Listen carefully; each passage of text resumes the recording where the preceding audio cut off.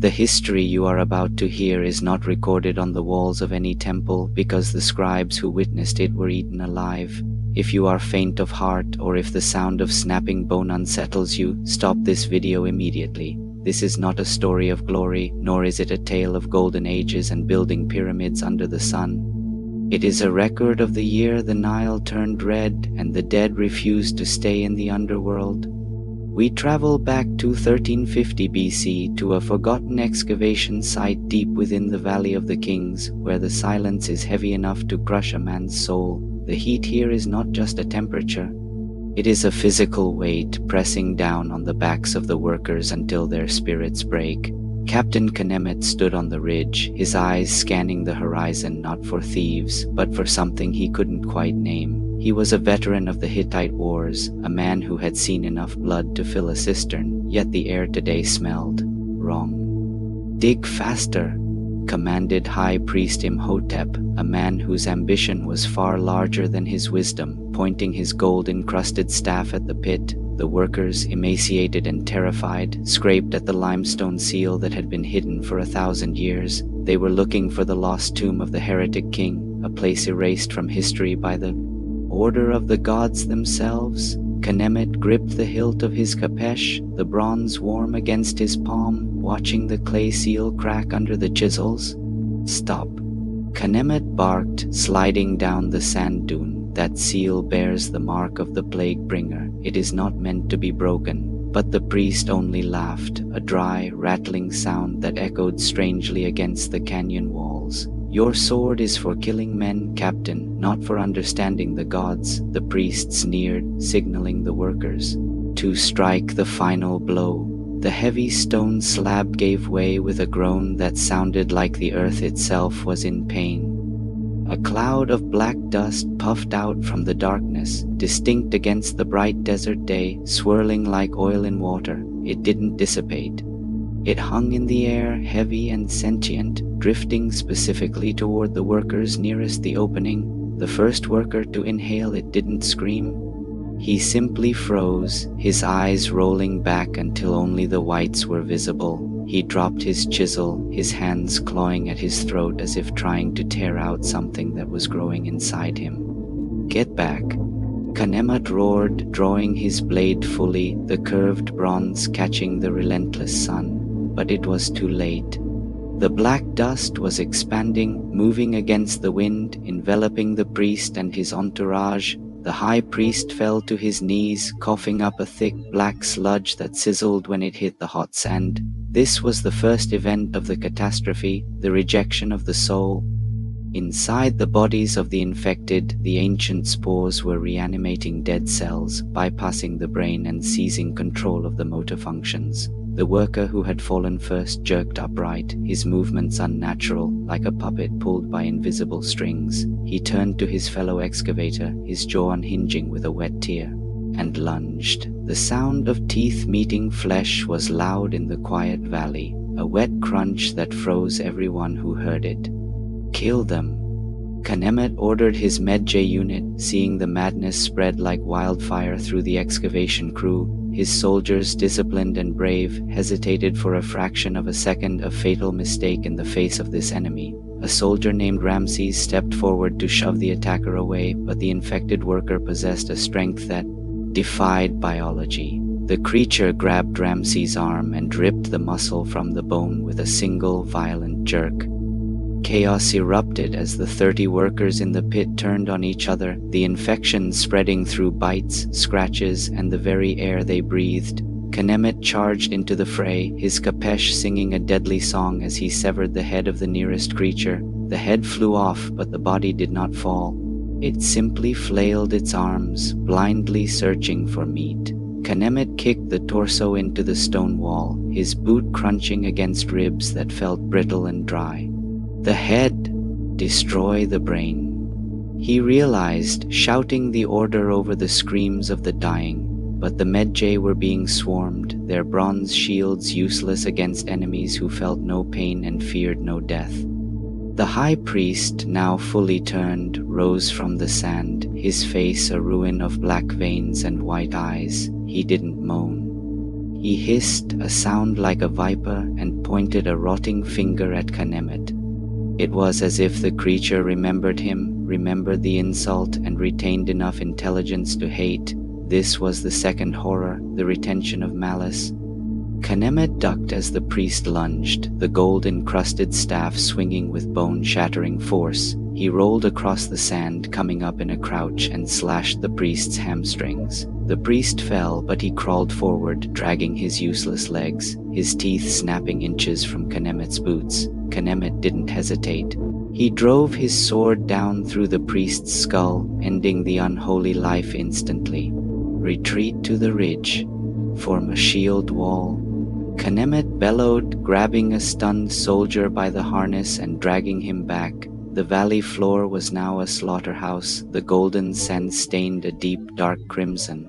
The surviving Medjay, numbering only 6, scrambled up the loose scree of the slope, panting and bleeding. Below them, the excavation pit was a writhing mass of bodies, the infected tearing apart the fallen to consume their flesh. They reached the high ground, forming a tight circle, shields locked, spears pointing outward like the spines of a porcupine. But the horror was not over. The sun began to set, casting long, twisted shadows that seemed to dance with the dead. "What are they, Captain?" "Demons," asked a young spearman, his hands trembling so hard his spear tip rattled against his shield. Khemet looked down at the pit where the creatures were now looking up at them, their white eyes reflecting the dying light. "They are us," Khemet said grimly, wiping black ichor from his blade with a piece of his kilt. "They are us, stripped of Mot, stripped of our souls." Suddenly a sound echoed from the tomb entrance, not a scream, but a drumbeat, a rhythmic pounding like 1,000 feet marching in unison against the stone floor from the darkness. Of the tomb, more figures emerged, but these were not workers. These were ancient warriors, dried and preserved, wearing the armor of a dynasty long forgotten. The black dust had not just infected the living, it had awakened the tomb's original guardians. This was the third event, the rising of the old guard. They moved with a stiff military precision, their dried tendons creaking like old leather. They didn't run like the infected workers. They marched, forming a line of battle at the base of the dune. "They are organizing," Khemet whispered, a chill running down his spine that had nothing to do with the desert night. He realized then that they were not facing a riot. They were facing an army. "We cannot hold this ridge," Khemet told his men. "We must reach the chariots at the outpost." The outpost was 2 miles away, across open desert under the light of a full, traitorous moon. They broke formation and ran, their sandals slapping against the hard-packed sand. Behind them, the sound of the horde changed from a chaotic roar to a steady, terrifying pursuit. As they ran, the soldier who had been scratched earlier stumbled, falling face first into the sand. Khemet stopped, turning back to help him, but the soldier didn't take his hand. The soldier looked up, and his face had already changed, the skin gray, the veins black. "Run, Captain," the soldier wheezed, his voice sounding like grinding stones. "I am hungry." Khemet watched as the soldier drew his dagger, not to fight the enemy, but to cut his own throat to spare his squad. But the infection was too fast. Before the blade could touch skin, the soldier's hand locked. The virus had overridden his suicide attempt. The parasite would not allow its host to die. With a shriek, the soldier sprang up, tackling the man nearest to him, burying his teeth in the man's neck. Khemet had no choice. He threw his spear, the bronze tip piercing the infected soldier's chest. It didn't stop him. The creature barely flinched, continuing to tear at his former comrade. "Leave them!" Khemet roared to the remaining 3 men. "Run or we all die." They sprinted into the night, the screams of their dying friends fading into the darkness behind them. They crested the final dune and saw the outpost, a small mud brick fort with 2 chariots and a stable of horses. But the horses were screaming, rearing in their stalls, smelling the predators on the wind. Khemet vaulted the wall, landing in the courtyard, shouting for the stable master. He found the man hiding in a grain barrel, shaking, clutching a protective amulet of Horus. "Get the horses hitched, now." Khemet grabbed the man, shaking him back to reality. "The dead are coming, and they are bringing hell with them." They scrambled to harness the terrified beasts, their fingers fumbling with the leather straps. Outside the walls, the sound of the marching dead grew louder, a cacophony of dry footsteps and hissing breath. Just as they secured the first chariot, the wooden gates of the outpost splintered inward. A massive figure, a reanimated, heavily armored guard, smashed through the wood like it was paper. "Go, I'll hold them," shouted the youngest Medjay, taking a stand at the stable doors with a torch in one hand and a spear in the other. It was a suicide mission, a final act of defiance against the encroaching dark. Khemet whipped the horses, and the chariot surged forward, bursting through the side gate and onto the open plain. He looked back one last time to see the young soldier engulfed by a wave of rotting flesh. The torch fell, and for a moment the fire illuminated the face of the enemy. There were hundreds of them now, a legion of corpses. Spreading out across the desert like a spilled ink pot, they were heading toward the Nile, toward the villages, toward the sleeping heart of Egypt. Khemet steered the chariot toward the river, the wind whipping tears from his eyes. He had escaped the tomb, but he knew the war had just begun. The curse was loose, and it was hungry for the world. But as Khemet races to warn the pharaoh, the infection is already ahead of him, floating down the river. What happens next is the nightmare scenario of every civilization, the collapse of order from within. If you cannot handle the sight of a city turning into a graveyard, stop watching now. The plague did not march to Thebes. It flowed there, carried by the very current that gave Egypt its life. The Nile, usually a ribbon of blue salvation, had become a delivery system for the apocalypse, transporting the black dust and the infected bodies downstream faster than any runner could warn the capital. Captain Khemet drove his chariot until the horses' flanks were white with foam, the wooden wheels groaning against the uneven limestone path along the riverbank. He was a soldier trained to fight men, trained to predict flanking maneuvers and shield walls. But how do you fight a river that has turned against you? To his right, the great river shimmered under the moonlight, deceptive in its beauty, hiding the monsters drifting just beneath the surface. Every few miles, he saw a fishing boat drifting aimlessly, its crew missing or worse, humped over the gunwales, tearing at each other in a frenzy of hunger. "Higher! Faster!" Khemet screamed at his exhausted horses, the lash snapping in the air, his eyes fixed on the distant glow of Thebes on the horizon. He knew that if the infection reached the docks before the city gates were sealed, the greatest metropolis of the ancient world would become a tomb within hours. But fate, it seemed, was already weaving a dark tapestry for the pharaoh's city. Miles ahead of the captain, a grain barge named the Plenty of Sobek was drifting silently toward the southern harbor, its rudder unattended.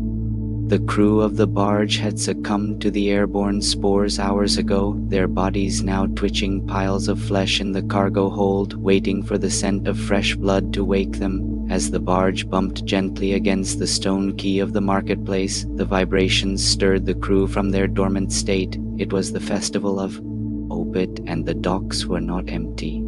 They were teeming with late-night revelers, priests, and merchants enjoying the cool night air. Music drifted from the taverns, the sound of harps and flutes masking the guttural groans rising from the belly of the grain barge. A young dock worker, eager to secure the vessel and claim a tip, jumped aboard the silent ship, calling out for the captain. He descended into the dark hold, his torch casting long, dancing shadows against walls that seemed to be covered in a strange black mold. The silence below deck was broken only by the wet sound of chewing, a noise that made the hair on the boy's arms stand up. He lowered his torch, and the light fell upon the grain pile, revealing a horror that his mind could barely comprehend.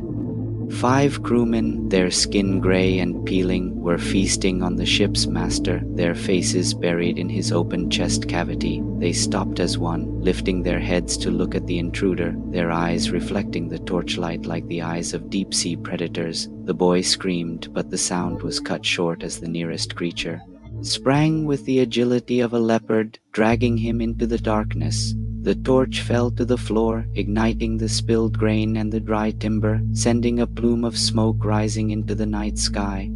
On the dock above, the crowd pointed at the smoke, laughing and assuming it was part of the festival's fireworks or a drunken accident. They did not see the figures climbing over the rail of the ship, dripping with black ichor, their movements jerky and violent. This was the moment the dam broke. The first infected sailor tackled a merchant, biting his face before the man could even raise his hands in defense. The scream that followed was not a festival cry. It was a primal shriek of terror that cut through the music like a knife. Panic spreads faster than fire in a crowded city, and the mob on the docks surged backward, crushing those behind them in a desperate attempt to escape the sudden violence. But the barge was not the only source.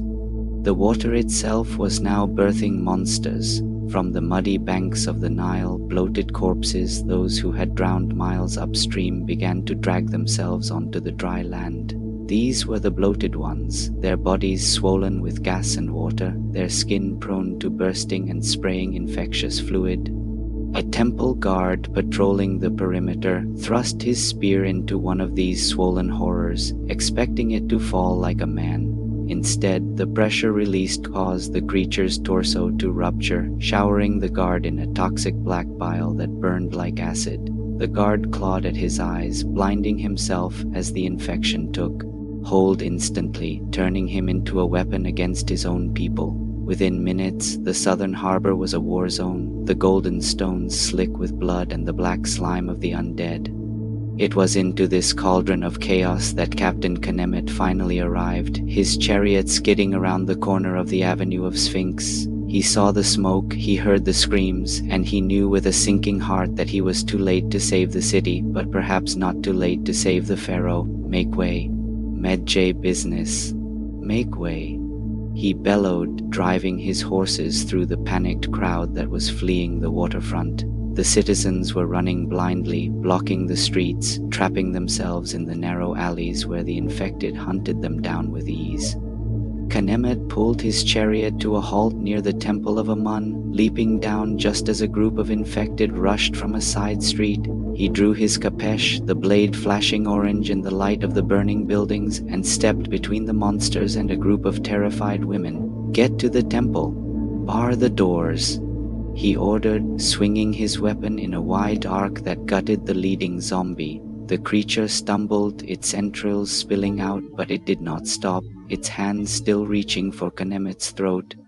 Knemet pivoted, bringing the heavy bronze hilt of his sword down on the creature's skull, shattering the bone and finally dropping it. He was a whirlwind of violence, a master of the old ways of killing, fighting an enemy that had forgotten how to die. More Medjay guards rallied to him, recognizing the captain's badge and the authority. In his voice, form a line. "Shields up. Do not let them bite you," Knemet commanded, organizing a makeshift defense in the middle of the thoroughfare. The infected slammed into the shield wall with the force of a battering ram, their bodies piling up, their fingers clawing at the rims of the shields. It was a battle of weight and endurance, the living trying to hold back the infinite hunger of the dead. Push them back. Knemet gritted his teeth, his boots sliding in the bloody dust as he braced against the assault. He thrust his sword through the gap in the shields, stabbing blindly into the mass of rotting flesh on the other side.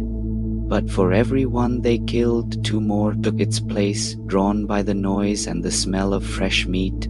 The city of Thebes, with its population of thousands, was providing an endless supply of recruits for the army of the dead. Suddenly, a massive roar echoed from the harbor, the sound of a hippopotamus, an animal known for its lethal aggression.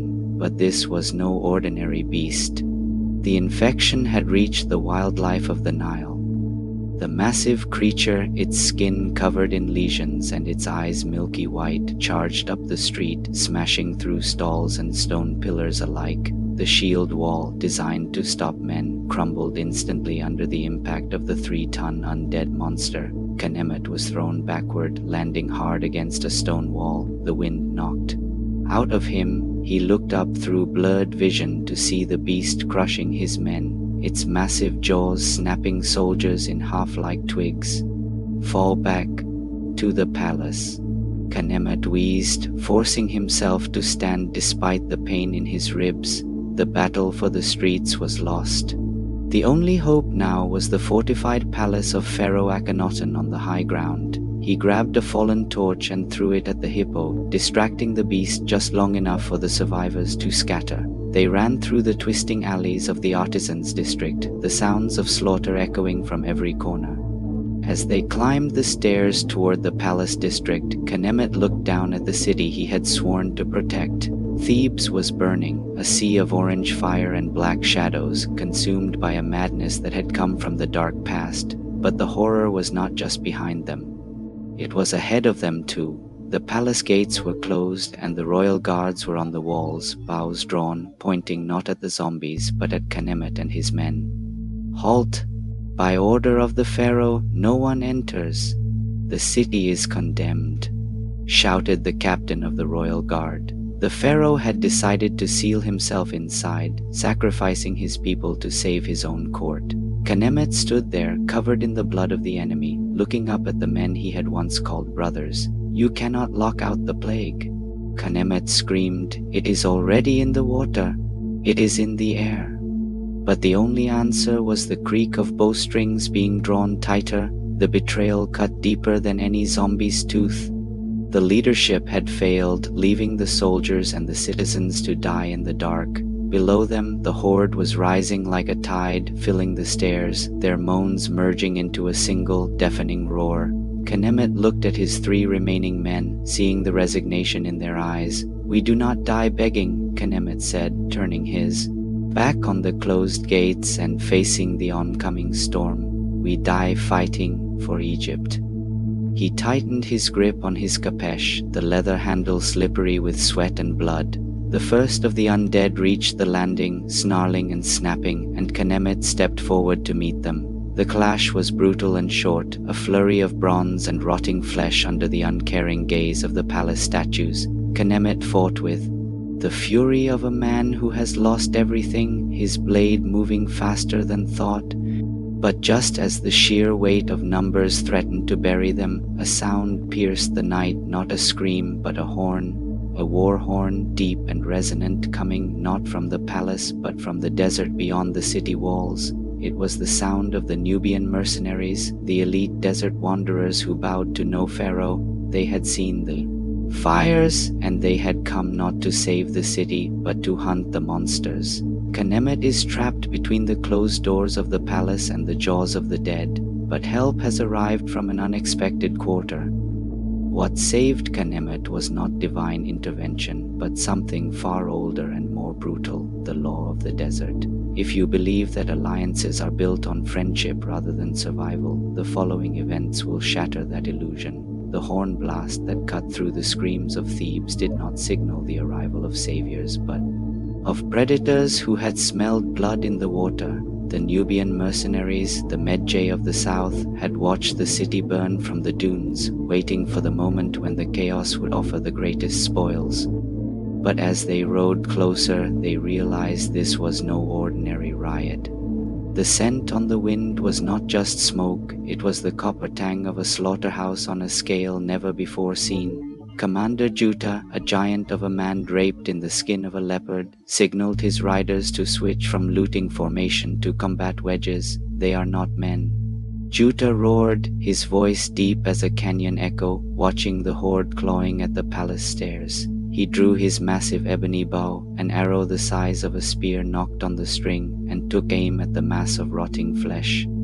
Khemet, backed against the cold bronze gates of the palace, saw the volley of arrows arc through the night sky like falling stars. They didn't just pierce. They shattered, striking the zombies with such force that limbs were severed and skulls exploded into dust. The impact cleared the landing for a heartbeat, giving Khemet and his 3 survivors a fraction of a second to breathe. "Down. Get down," Khemet shouted, tackling his men as the camel cavalry smashed into the flank of the undead army. A war camel is a terrifying beast, standing 7 feet at the shoulder, clad in leather barding and trained to trample lions. Against the infected mob, they were living battering rams, their massive hooves crushing chests and snapping spines with sickening ease. Juta swung his iron mace from the saddle, the weapon crushing 3 skulls. In a single swing, spraying black fluid across the golden hieroglyphs of the palace walls, he looked down at Kanemet, his eyes narrowing as he recognized the uniform of a fellow warrior, even one from a rival tribe. "Get up, Egyptian!" Juta bellowed, extending a hand that was calloused and scarred from years of desert warfare, "unless you wish to join them in their meal." Kanemet grasped the mercenary's arm and was hauled up behind the saddle, his legs dangling precariously as the camel wheeled around to the market. "We need space to maneuver." Kanemet shouted over the din, knowing the narrow stairs were a death trap.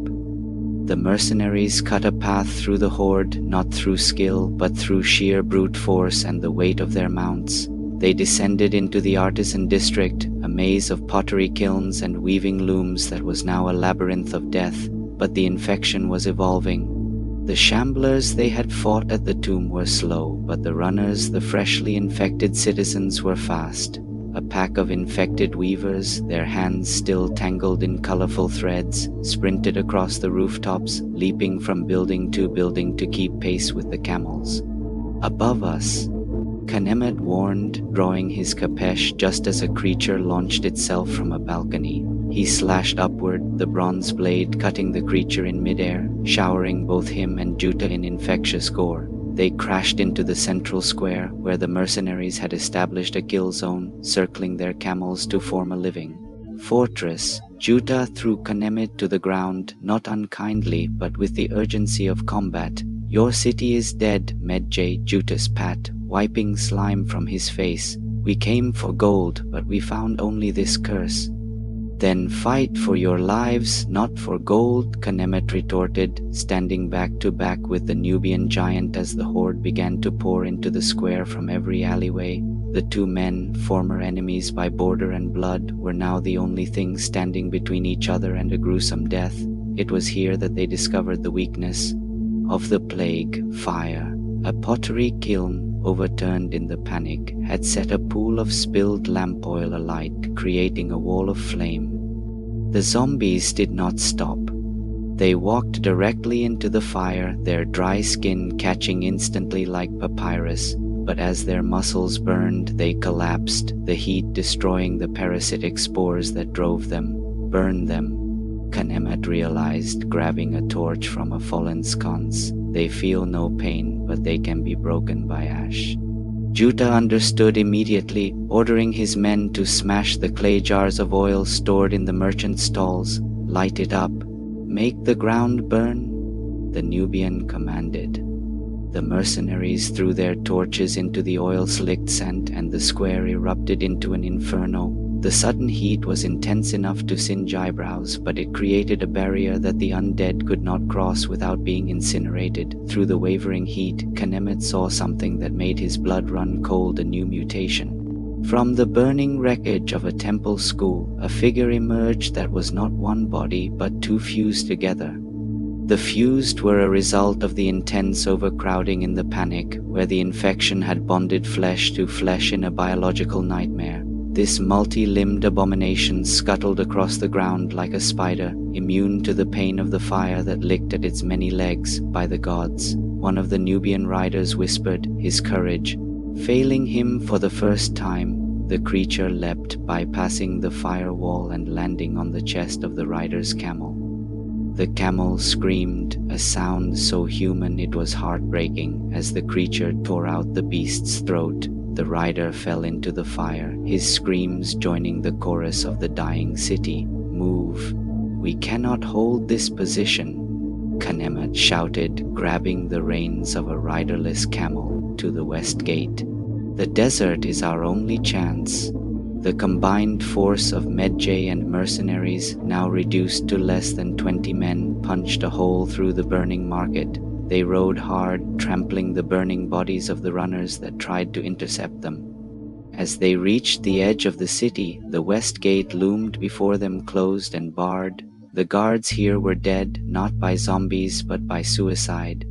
They had chosen their own blades over the infection. "We are trapped," Juta growled, his camel pacing nervously, "and they are coming." Kanemet looked at the wooden mechanism of the gate, then at the oil jars strapped to Juta's saddle. "We don't need to open it," Kanemet said, a dangerous idea forming in his mind. "We need to blow it." They piled the remaining oil jars against the base of the gate, mixing it with a bag of sulfur powder Juta carried for signal fires. It was a primitive bomb, unstable and desperate. "Get back," Kanemet ordered, lighting an arrow with his torch and handing it to Juta. The Nubian archer nodded, a grim respect passing between the two warriors. Juta drew the bow, the fire illuminating his face, and loosed the arrow. It struck the pile of jars with unerring accuracy. The explosion was deafening, blasting the heavy wooden doors outward in a shower of splinters and flame. The shockwave knocked the riders from their mounts, ringing their ears and blurring their vision. Kanemet stumbled to his feet, coughing in the smoke. The way was open. The cool night air of the desert rushed in, smelling of freedom and sand ride. He screamed, scrambling back onto his camel. They burst through the shattered gate just as the vanguard of the undead horde flooded the square behind them. They rode into the deep desert, leaving the burning jewel of Egypt behind them. The glow of Thebes on the horizon looked like a second sun, a testament to the fall of man. After miles of riding, they stopped at an oasis to let the animals breathe. The silence of the desert was heavy, broken only by the panting of the camels and the men. Kanemet walked to the water's edge to wash the black blood from his hands. As he scrubbed, he noticed a small cut on his palm, not a bite, but a scratch from the combat. He stared at it, his heart hammering against his ribs. Was it from a blade or a tooth? He couldn't remember. Juta walked up behind him, his shadow long on the sand. "If you turn Egyptian," the Nubian said softly, resting his hand on his mace, "I will not hesitate." Kanemet looked at the cut, then wrapped a piece of linen around it tight. "If I turn," Kanemet replied, looking at the burning city in the distance, "make sure you don't miss." They were alive, but they were exiles in their own land. The pharaoh was likely dead or sealed in his tomb palace. The army was broken, and the wind was shifting. It was blowing north toward Memphis, toward the delta, toward the rest of the world. But the desert is not empty, and in the deep sands, something ancient has been waiting for the city to fall. If you think the burning city was the peak of the horror, you are mistaken. The desert has a way of preserving things that should have rotted long ago. In the deep sands, there is no water to wash away the sins of the dead, only the wind to bury them.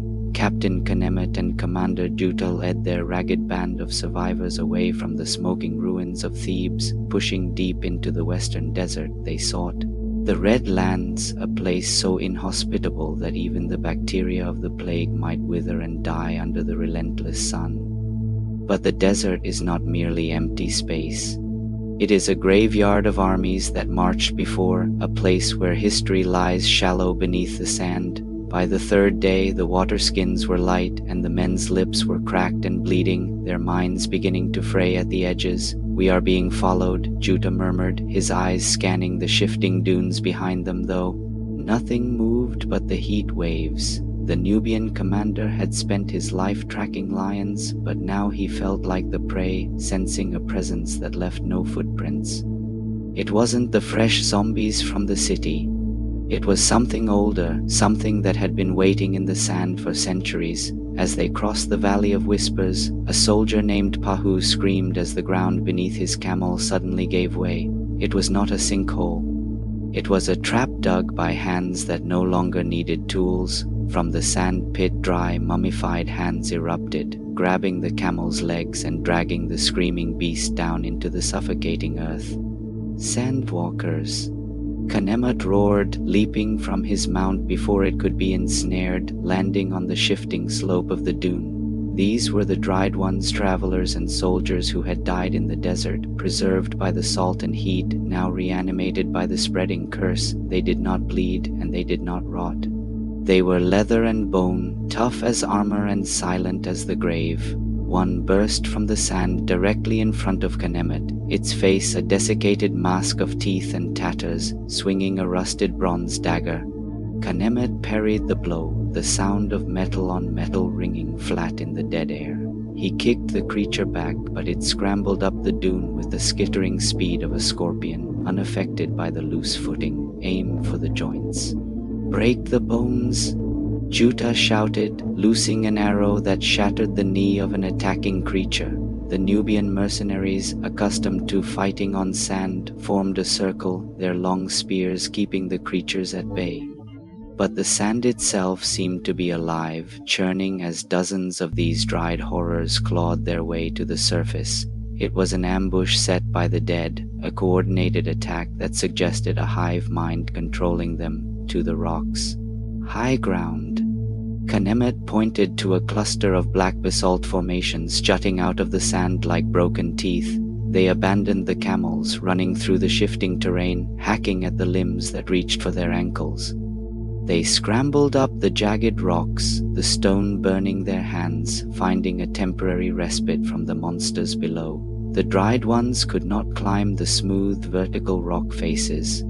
They stood at the bottom, staring up with empty sockets, waiting. Trapped under the midday sun, dehydration became a deadlier enemy than the zombies. They don't need water, Khemet rasped, looking at his dwindling squad. They will just wait until we fall off these rocks from thirst. As night fell, bringing a freezing chill to replace the burning heat, the desert offered a new cruelty. The wind picked up, howling through the rock formations, carrying a sound that sounded like human voices. "Do you hear that?" whispered a young mercenary, his eyes wide with fever. "It sounds like prayer." Khemet listened closely. It was not the wind. It was chanting, coming from a cave opening near the top of the rock formation they were stranded on. "We have no choice," Juta said, hefting his mace. "Outside is death. Inside, maybe answers." They climbed higher, entering the mouth of the cave, leaving the silent sentinels of the sand behind them. The cave was not natural. The walls were smoothed and covered in hasty, jagged hieroglyphs painted in blood and ochre. They were symbols of Sekhmet, the lioness goddess of war and healing, but also the goddess of plagues. Deeper inside, the air grew thick with the smell of incense and rotting meat. They emerged into a massive underground cavern, illuminated by hundreds of tallow candles. What they saw froze them in their tracks. A group of priests wearing the leopard skins of the high clergy were kneeling before a massive statue of Sekhmet. But these were not men. They were the half-turned. The plague here had mutated, allowing the infected to retain a sliver of their intelligence, twisted into religious fanaticism. The high priest turned to face them, half his face a skull, the other half human, his eyes glowing with a pale green luminescence. "Welcome, travelers," the creature spoke, its voice a gurgling rasp. "You have come to receive the blessing." This was the cult of the end, those who believed the zombie plague was a divine gift to purge the world of the weak. Behind the altar, Khemet saw the source of their worship, a pit filled with captured travelers, still alive, being lowered into a mass of biting zombies. "You are feeding them," Khemet said, disgust overriding his fear. "You are keeping this pestilence alive." "We are not feeding them," the priest hissed, drawing a sacrificial dagger made of obsidian. "We are joining them. Embrace the hunger, Captain." "Not today," Juta growled, and he didn't wait for a signal. He threw his torch at the priest's face and charged. The battle in the temple was a chaotic brawl of shadows and flickering light. The half-turned priests were faster than the shamblers, fighting with the skill they had possessed in life. Khemet ducked under a slash from the high priest, driving his shoulder into the creature's chest. He spun his kapesh, severing the priest's hand, the obsidian dagger clattering to the stone floor. But the priest laughed, looking at his stump with fascination rather than pain. "The body is temporary," the creature mocked, lunging with its teeth. Khemet drove his blade through the priest's chest, pinning him to the altar of Sekhmet. "Then let me speed up your departure," Khemet snarled, twisting the blade. Meanwhile, Juta was holding off 3 acolytes, swinging his heavy iron mace like a pendulum of death. He smashed the support pillars of the sacrificial cage, causing it to swing wildly and knock the attackers into the pit. The candles, knock them over, Khemet shouted, realizing the room was filled with dry papyrus scrolls and old tapestries. Fire was their only ally in this godforsaken land. The flames caught instantly, racing up the dry hangings, turning the cavern into a furnace. The screams of the cultists, half human, half monster, echoed off the walls as they were consumed by the very element they feared. The back exit. There. Juta pointed to a tunnel behind the statue where a draft of fresh air was coming through. They sprinted for the opening, the heat searing their backs, the roof beginning to collapse. They burst out of the tunnel onto a high ledge overlooking the desert, gasping for the cold night air. Behind them, the rock formation rumbled as the cavern collapsed, burying the cult and their twisted temple forever. But as Khemet looked out over the moonlit desert from their high vantage point, his relief turned to horror. The collapse of the temple had drawn attention. Below them, stretching for miles, was not sand, but a sea of moving bodies. The army of the dead was migrating. They were not wandering aimlessly anymore. They were marching north, towards the delta, towards the Mediterranean. They are going to the sea, Juta whispered, realizing the implication. If they reach the ports, if they reach the ships, then the whole world dies, Khemet finished. He looked at his hand, the bandage soaked through with blood from his earlier cut. He didn't tell Juta, but he could feel the heat in his veins. It wasn't the desert heat. We have to beat them to the coast, Khemet said, his voice steady despite the fever rising in his blood. There is one place left, the fortress of the sea peoples. Khemet is infected. The clock is ticking, and the final battle for humanity waits at the edge of the great green sea. This is how the world ends, not with a whimper, but with the roar of a dying empire and the scream of a man losing his soul. If you are hoping for a happy ending, you are watching the wrong history. The race to the sea was a blur of agony and dust. Captain Khemet and Commander Juta, leading the last shred of the Egyptian resistance, rode their camels until the beasts collapsed, their lungs filled with the sand of a dying land. They arrived at the delta not to find the lush paradise of papyrus and lotus flowers, but a swamp of grey sludge. The infection carried by the river had reached the mouth of the Nile days before them, turning the fertile lands into a breeding ground for the bloated ones. Khemet stumbled, his vision swimming with black spots that looked like eyes. He gripped his arm, the bandage now soaked through with a dark viscous fluid that smelled of copper and rot. "We are close," Juta said, supporting the Egyptian's weight, though he looked at Khemet with a growing suspicion. The fortress of the sea peoples lies just beyond the ridge. The fortress of Migdol was a massive structure of stone and timber, built not by Egyptians, but by the invaders from the sea, the Shurden. Usually they were pirates and raiders, enemies of the Pharaoh, but today they were the last line of defense for the entire Mediterranean basin. They approached the gates, hands raised, weapons sheathed. The walls were lined with warriors in horned helmets, their round shields interlocking to form a wall of bronze.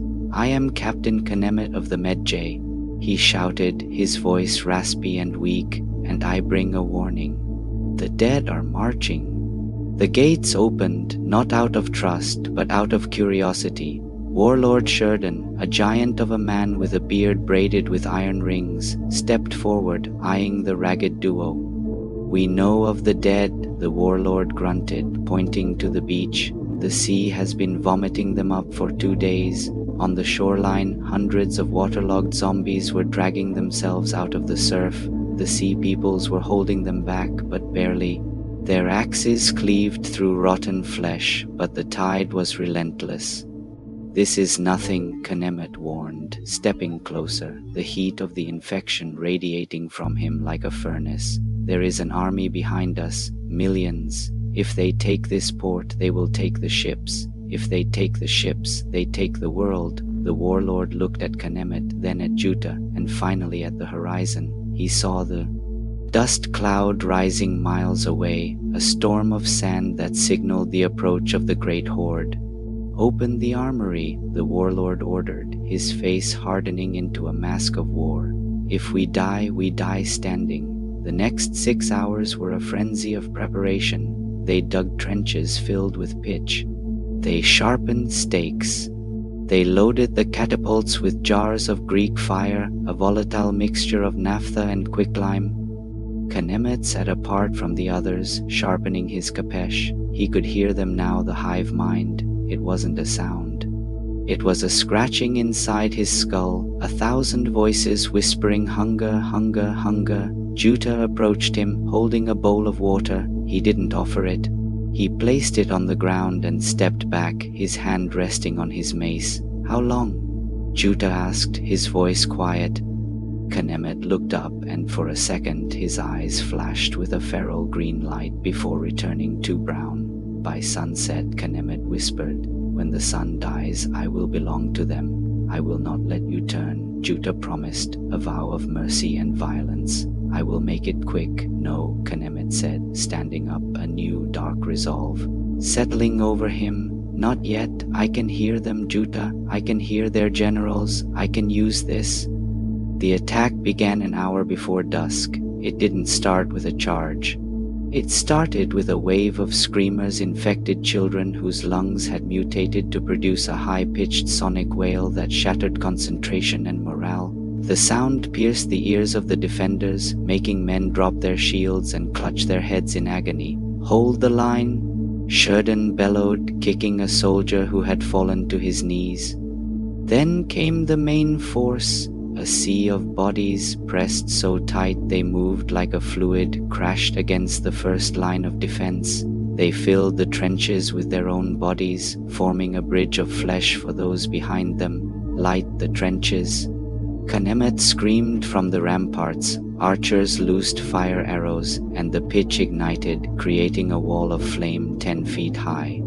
The smell of burning meat was overpowering, but the horde did not stop. The charred ones walked through the fire, their skin black and cracking, driven by a hunger that transcended physical destruction. On the seaside, the waterlogged zombies began to scale the cliffs, their fingers digging into the rock like iron claws. Juta led. The defense on the seawall, his ebony bow singing a song of death, pinning monsters to the stone. But there were too many. The sheer weight of the undead broke the main gate. A massive crack echoed through the fortress as the timber splintered. Khenemet stood in the courtyard. The infection was taking hold. His left arm was now numb, useless, but his mind was clear. He could feel the location of the Alpha, the original carrier from the tomb, the high priest he thought he had killed, now reborn again in the mass they are guided. Khenemet shouted to Juta, "Whatever is controlling them, it is here." The warlord Sheridan was fighting like a demon, his sword taking heads with every swing, but he was surrounded. A fused abomination, 3 bodies melded together, grabbed the warlord and tore him apart before Juta could intervene. The fortress was falling, the ships in the harbor were the only escape, but the zombies were already swarming the docks. "Get to the flagship." Khenemet grabbed Juta with his good arm. "I have a plan, but you have to go. I am not leaving you." Juta roared, smashing a zombie's skull with his mace. "I am already dead, brother," Khenemet smiled, a sad, broken smile. He showed his neck, the black veins had reached his jaw. His eyes were fully green now. Khenemet shoved Juta onto the gangplank of the last ship. "Save the sea peoples, save the world, go." Juta looked back, tears mixing with the rain and blood on his face as the ship pushed off. He watched Khenemet turn back toward the burning fortress, toward the millions. Khenemet didn't run. He walked toward the central armory where the reserves of Greek fire were stored. The zombies didn't attack him. They parted for him. They recognized him. He was one of them now, but his will was stronger than the virus. He was a Medjay. He was a guardian. He entered the armory. The Alpha was there, a grotesque, towering figure of royalty and rot. It hissed at him, a sound of welcome. Khenemet dropped his sword. He raised his torch. "My duty ends here." he dropped the torch. The explosion was visible for 50 miles. A mushroom cloud of green and orange fire consumed the fortress, the port, and the heart of the horde. From the deck of the ship, Juta watched the coast disappear in a wall of fire. The roar of the explosion silenced the screams of the dead. The shockwave collapsed the cliffs, burying the army of the dead under millions of tons of rock and fire. The invasion was halted. Narrator: the fortress of Migdal fell, and with it the name of Captain Knemet was lost to history. The few survivors sailed west, to Carthage, to Rome, to new lands. They carried with them the story of the Black Dust, but they also carried a secret. Juta looked down at his arm. The virus does not die, it waits, and in the sands of Egypt, beneath the glass ruins of the explosion, a hand reaches up